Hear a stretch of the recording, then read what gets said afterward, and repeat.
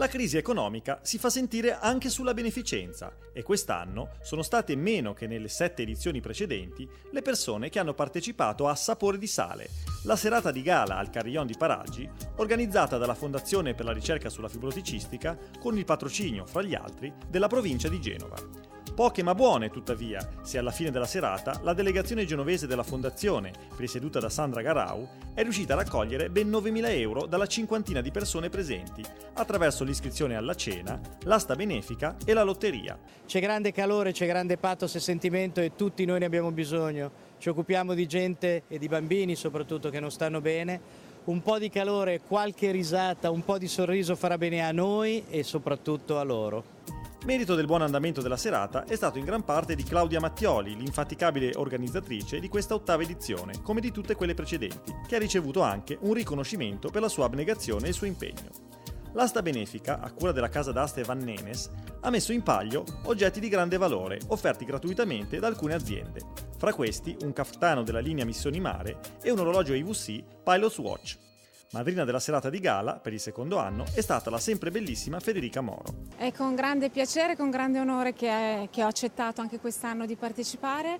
Per me c'è un legame molto stretto con questa iniziativa, innanzitutto perché la Fondazione è un'entità molto seria che lavora in maniera sistematica, in maniera eccellente, in maniera trasparente ed onesta, conseguendo dei grandi risultati e che hanno consentito attraverso i progetti che loro finanziano di migliorare la qualità di vita dei pazienti affetti da fibrosi cistica.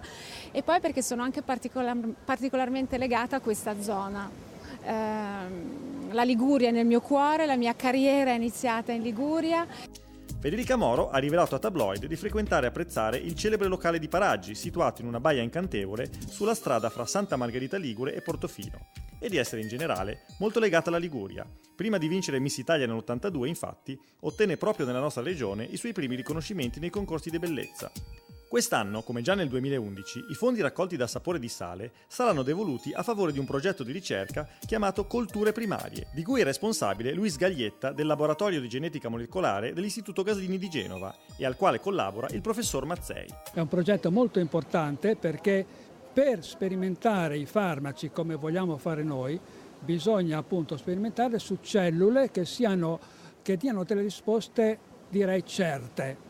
E la cosa migliore è quella di provare questi potenziali farmaci su cellule che vengono espiantate da quei pazienti che purtroppo sono arrivati a uno stadio molto avanzato della malattia e che si devono sottoporre a trapianto di polmone. La fibrosi cistica è una malattia da cui sono affette in Italia circa 7.000 persone. Un tempo lasciava pochi anni di vita, tanto che era considerata una malattia dell'infanzia, mentre oggi la disponibilità di una serie di cure ha permesso di innalzare l'età media dei malati a quasi 40 anni.